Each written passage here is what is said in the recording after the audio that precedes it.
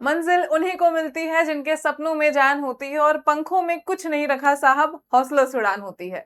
इसी के साथ मैं श्वेता जायसवाल आप सभी का स्वागत करती हूँ बेसिक शिक्षा के आपके अपने यूट्यूब परिवार में। और आज के इस वीडियो में हम बात करने वाले हैं बेटा हिंदी की डिटेल सिलेबस की। ये वीडियो उन सभी बच्चों के लिए बहुत इंपॉर्टेंट होने वाली है जो बच्चे अभी यहाँ पे सीयूईटी 2027 का एंट्रेंस एग्जाम देकर के अगले साल अपनी ड्रीम यूनिवर्सिटी में एडमिशन लेने का सोच रहे हो या फिर लेने वाले हो। तो यहाँ पे हमारे पास दो टाइप के बच्चे होंगे, एक तो वो जो भी क्लास 12th में होंगे और अगले साल अपने बोर्ड्स को देने के बाद में सीयूईटी का एंट्रेंस एग्जाम देकर के अपने ड्रीम यूनिवर्सिटी में पढ़ने का सपना देख रहे होंगे।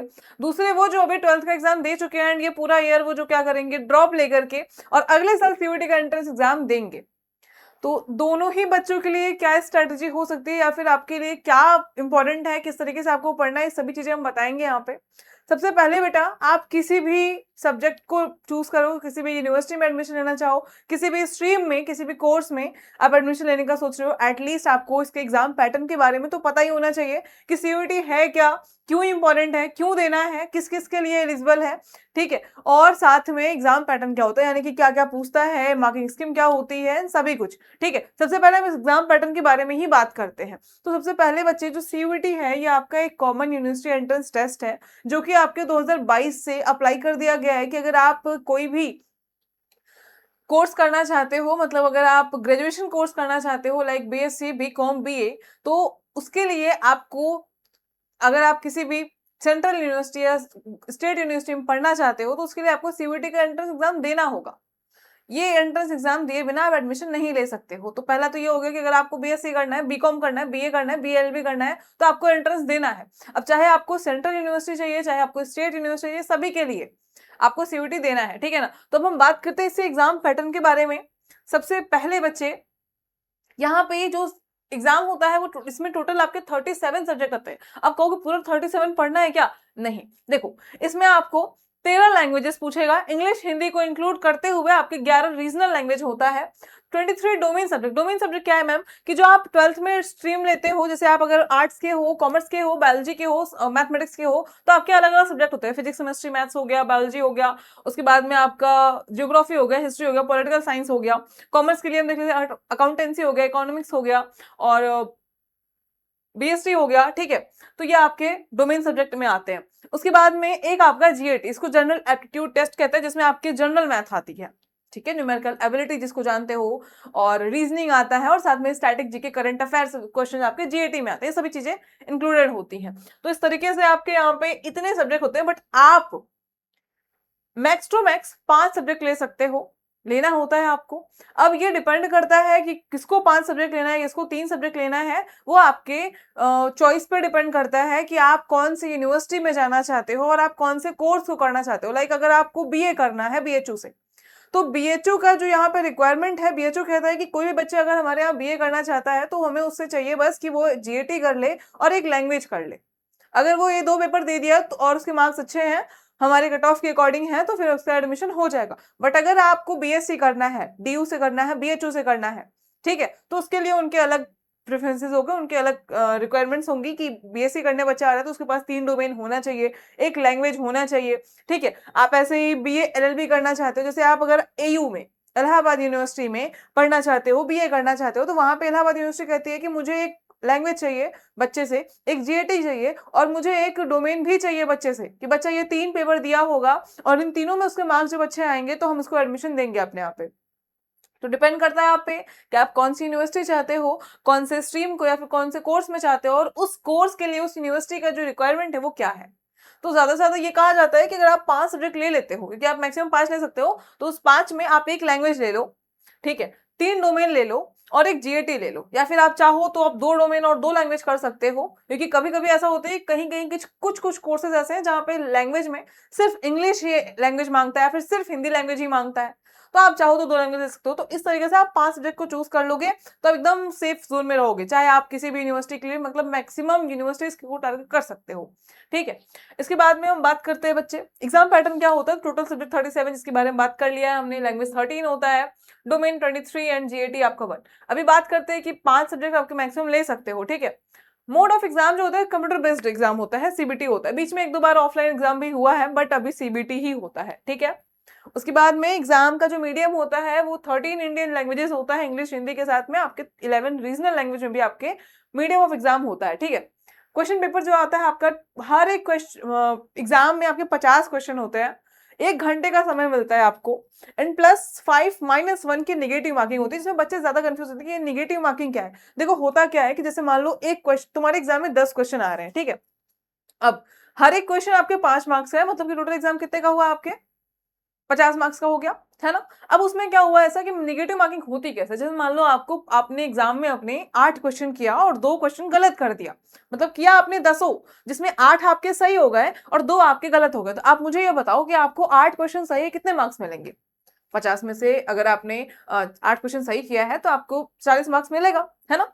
ये तो आपके हो गए मार्क्स। अब ये नेगेटिव मार्किंग ये होती है कि 2 क्वेश्चन आपके गलत हुए हैं तो -1 की नेगेटिव मार्किंग, यानी कि अगर गलत सही करोगे तो 5 नंबर मिलेगा ही, लेकिन गलत कर दोगे ना तो -1 और हो जाएगा। यानी कि आपके 40 नंबर आए थे, अब उस 40 में आपके 2 क्वेश्चन गलत हो गए तो आपके 2 नंबर माइनस हो जाएंगे 40 में से, यानी कि अब आपके मार्क्स आ गए 38, ठीक है। ये होता है नेगेटिव मार्किंग। तो अगर बच्चा कुछ गलती से तुक्के में भी अगर गलत कर रहा है ना तो कहीं ना कहीं उसको लॉस है, उसके सही नंबर में उसके मेहनत वाले नंबर में चले जाएंगे, और ये मेन दिक्कत होती है, ठीक है। जहां निगेटिव मार्किंग नहीं होती वहां बहुत प्लस पॉइंट होता है कि बच्चा तुक्का आराम से मान लेता है, ठीक है, कि चलो यार अगर गलत हो गया तो हमारा कुछ लॉस नहीं होगा और मिल गया तो फिर तो बल्ले बल्ले, ठीक है। तो ये चीज आपको ध्यान देनी है कि कैसे आपको क्वेश्चंस को अटेम्प्ट करने हैं, क्योंकि निगेटिव मार्किंग है यहाँ पे, ठीक। तो ये चीज हो गई आपकी। और टोटल जो पूरा नंबर होता है वो आपके हर एक एग्जाम का वो 250 मार्क्स का पेपर होता है। टाइम मैंने बता दिया कि आपके 60 क्वेश्चन जो है 60 मिनट आपको मिलेगा। और एग्जाम का शिफ्ट क्योंकि सीबीटी मोड में है तो सीबीटी मोड के एग्जाम्स आपके मल्टीपल शिफ्ट्स में होते हैं, तो अलग अलग, जैसे कि 20 से 22 दिन का एग्जाम पूरा चलता है ना।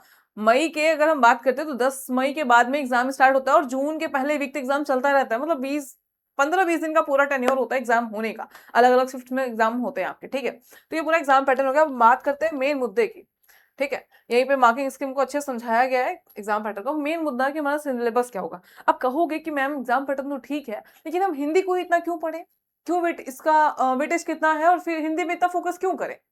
वो इसलिए मेरे बच्चे कि आप बीएससी करने जा रहे हो, आप बीकॉम करने जा रहे हो, बीए करने जा रहे हो, बीए एलएलबी करने जा रहे हो, ये सभी चीज करने जाओगे ना, कुछ भी करने जाओगे आपको डोमेन के साथ लैंग्वेज जीएटी मांगता ही मांगता है ना।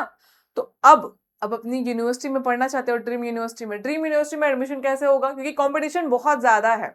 आप अगर सिर्फ सीयूईटी को नहीं देखोगे तो अगर आपको पता है आप इंडिया में हो तो आपको पता है कि कितनी ज्यादा स्कार्सिटी है और कंपटीशन बहुत ज्यादा है। उसकी वजह से होता क्या है कि आपकी कट ऑफ हाई जाती है। अगर अच्छी जगह पढ़ना चाहते हो तो हर एक बच्चा पढ़ना चाहता है ना, हर एक बच्चा, जितने बच्चे एग्जाम देंगे ना सबका ड्रीम होता है कि अपन डीयू में पढ़ेंगे, बीएचयू में पढ़ेंगे, एयू में पढ़ेंगे, बट एडमिशन किसका होता है, जिसके मार्क्स ज्यादा होंगे, है ना। अंडरस्टूड। जिसके मार्क्स ज्यादा होंगे उसका एडमिशन होगा, तो मार्क्स ज्यादा लाने के लिए आपको कुछ तो टेक्निक लगानी पड़ेगी ना। तो उसमें होता क्या है कि हिंदी लैंग्वेज ना, लैंग्वेज आपको पूछेगा ही पूछेगा, लैंग्वेज वो मांगेगा। अब हिंदी लैंग्वेज में स्कोर करना बहुत ज्यादा अच्छा होता है और बहुत इजी होता है, मतलब आप थोड़ी मेहनत कर लोगे ना बहुत आराम से आप हिंदी में अच्छे मार्क्स ला सकते हो, ठीक है। तो अगर आप यहाँ पे आपको बहुत स्मार्ट नहीं बनना है, नहीं मैं तो एकदम यही दूसरा वाला ही करूंगा, जो टफ है वही दिखाऊंगा, नहीं। जहां से ज्यादा नंबर निकाल सकते हो ना उसको निकालो, ये होती है स्ट्रेटजी। अगर आपका हिंदी अच्छा है और नहीं भी अच्छा है तो आपके पास टाइम है यार, अभी आपके पास 6 महीने 8 महीने हैं अभी, तो अभी से भी पढ़ोगे ना तो आराम से कर लोगे।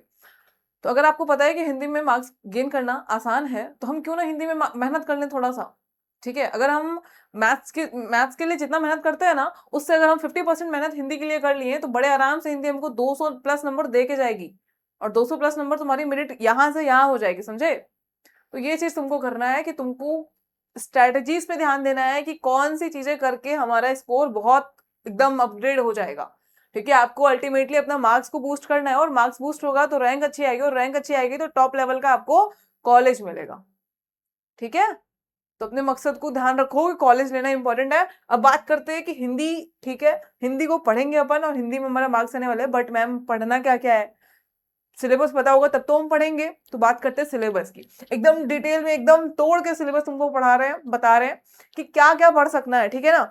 इतनी चीजें आपको अगर समझ में आ गई, पढ़ लिए, तो फिर 200 प्लस मार्क्स आपके कहीं नहीं गए और बच्चे लाए हैं। आप आके कमेंट में देख सकते हो, आप पोस्ट हुआ है जिनके बच्चों के रिजल्ट आए उनके पोस्ट को देख सकते हो कि उनके कितने मार्क्स आए हैं, ठीक है। चलो, तो बात करते हैं भाषा खंड। अब देखो सबसे पहली बात कि एंट्रेंस एग्जाम में कोई भी चीज छोटी नहीं पूछती, हर चीज पूछेगा, है ना, हर चीज पूछेगा। ठीक, तो आपने बचपन से लेकर के अब तक जो कुछ भी पढ़ा है सब कुछ पूछेगा। ओके, अच्छा ठीक है।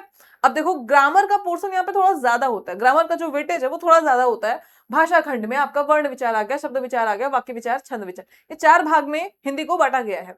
अब पहला हम यहाँ पे ये ग्रामर का पोर्शन है। साहित्य खंड, लिटरेचर से भी आपके आते हैं साहित्यिक विधाएं, प्रमुख साहित्यिक क्षेत्र, उपनाम, तिथि, सर्वप्रथम, पुरस्कार। ठीक है, ये सभी चीजें बेसिकली हिंदी की क्लास मैं ही लेने वाली हूँ आपकी। ठीक है, आपको यूट्यूब पे आप चाहो तो देख सकते हो, प्रीवियस बहुत सारे लेक्चर्स पढ़े हुए हैं अगर आप अभी से पढ़ना चाहते हो तो। अदरवाइज जल्दी यूट्यूब पे भी हमारी क्लासेस जो है वो शुरू हो जाएंगी, है ना। अब बात करते हैं बारी बारी से। सबसे पहले बेटा वर्ण विचार में आपका वर्णमाला, सबसे छोटे थे एलकेजी में तो आप वर्णमाला पढ़ते थे, स्वर क्या होता है, व्यंजन क्या होता है, ये आपको पढ़ना है। वर्तनी, संधि, ठीक है। इसके बाद में आपका आता है उपसर्ग प्रत्यय, समास, पर्यायवाची, विलोम, तत्सम तद्भव, ठीक है। संज्ञा से अव्यय तक अनेक शब्दों के लिए एक शब्द। उसके बाद में आपका यहाँ पे वाक्य भेद, विराम चिन्ह, वाक्य शुद्धि, मुहावरे, लोकोक्ति, क्रमबद्धता, पाठ बोधन, ठीक है,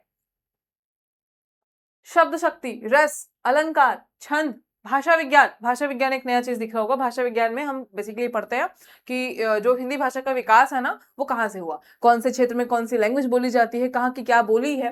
हिंदी को हम संविधान में ऐड किए हैं कि नहीं, क्योंकि बहुत बच्चों का कंफ्यूजन होता है कि मैम हिंदी राष्ट्रभाषा है कि राजभाषा है। तो ये चीज यहाँ पे क्लियर होती है कि एक्चुअली में हिंदी क्या है और क्या क्या है ना, कहाँ कहाँ पे किस संविधान में किस में ये ऐड किया गया है। तो वो चीजें हम भाषा विज्ञान में पढ़ते हैं, नया चैप्टर है और एग्जाम में पूछा जाने वाला फेवरेट टॉपिक है, ठीक है।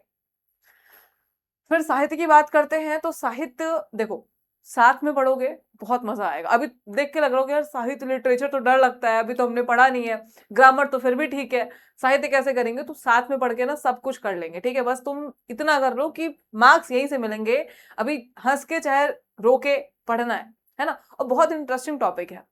तो साहित्य में आपके काव्य, उपन्यास, कहानियां, उसके बाद में उपनाम, सर्वप्रथम कि जैसे पूछ देगा पहला उपन्यास कौन सा, पहला कहानी कौन सा था, पहले कवि कौन से थे, पहली कवित्री कौन सी थी, पहले व्यक्ति जिनको अवार्ड मिला, पहली फीमेल पोइट, ठीक है, उनको जिसको अवार्ड मिला, ये सब चीजें पूछ देगा आपसे।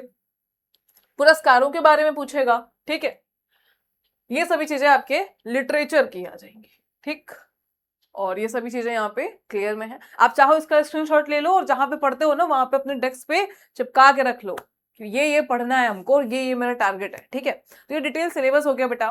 इफ यू वांट कि मैं आपके लिए ट्रेंड एनालिसिस लेकर के आऊं कि कौन से कि 2022 से आपके सीयूटी होते होते आज 4 साल हो गए एंड इतने में कौन से टॉपिक आपके ज्यादा इंपॉर्टेंट हैं, किसका कितना वेटेज है, हर साल कितने क्वेश्चन आए हैं पर टॉपिक से, अगर इस पे वीडियो चाहते हो ना तो मुझे कमेंट सेक्शन में जरूर से बताना। मैं उस पर एक ट्रेंड एनालिसिस की वीडियो लेकर के आऊंगी और आपको बताऊंगी कौन कौन से टॉपिक आपके बहुत इंपॉर्टेंट है, वो आपको आने ही आने चाहिए और उनका वेटेज एग्जाम में ज्यादा होता है, ठीक है। और साथ में अगर आप स्ट्रैटेजी चाहते हो कि चलो ठीक है सिलेबस जान लिया मैम लेकिन हमें ये बता दो कि स्ट्रैटेजी क्या होनी चाहिए, कैसे कैसे हम हिंदी के सिलेबस को कवर करेंगे, पढ़ेंगे, तो उसके लिए भी मुझे कमेंट सेक्शन में बताओगे तो मैं जरूर से वीडियो लेकर के आऊंगी आपके डाउट्स को क्लियर करने के लिए।